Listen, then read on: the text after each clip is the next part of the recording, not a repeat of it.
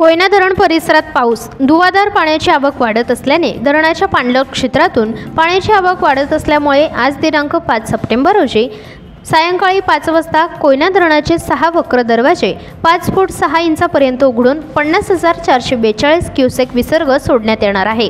धरण पायथा विद्युतगृहामधून 2100 क्युसेक विसर्ग सुरू आहे। कोयना धरणातून नदीपात्रात एकूण 52,542 क्युसेक विसर्ग सुरू करण्यात येणार आहे। कोयना नदीपात्राजवळील गावांना सतर्कतेचा इशारा देण्यात येत आहे।